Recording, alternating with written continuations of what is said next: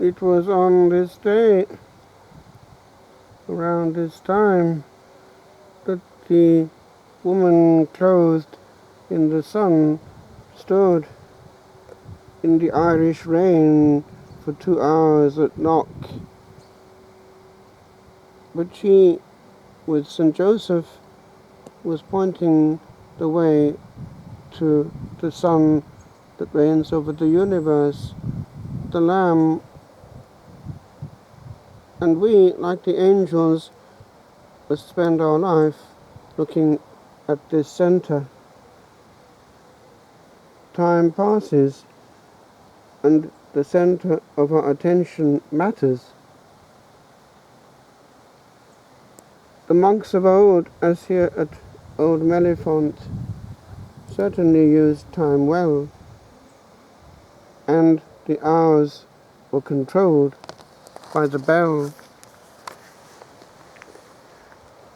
In the book of Ecclesiastes, the preacher, there is a passage which says that each thing has its time. There is a time for everything under the sun. These monks who have lived have had their time, and they used it well.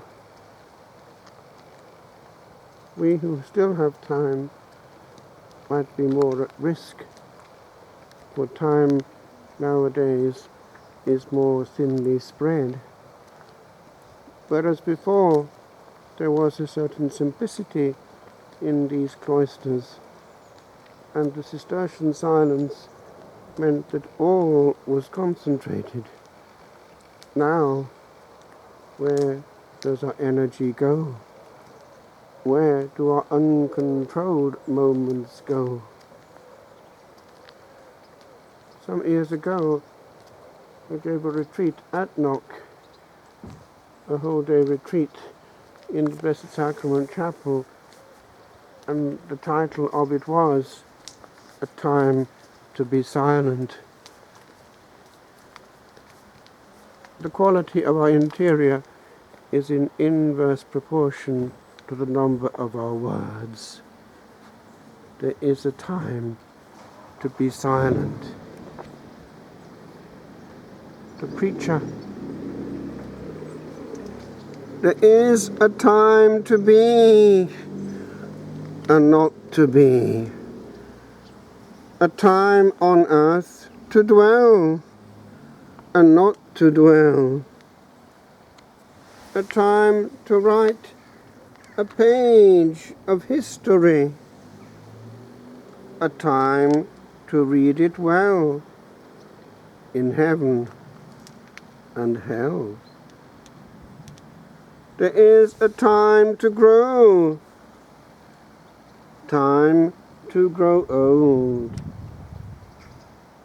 to blunder and to bask 'neath morn's fair sun,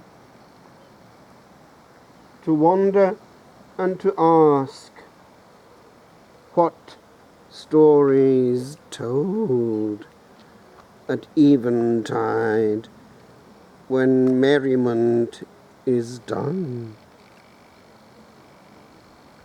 There is, I say, a day of reckoning, when time there is no more, when no more hours or moments long a careless song may sing,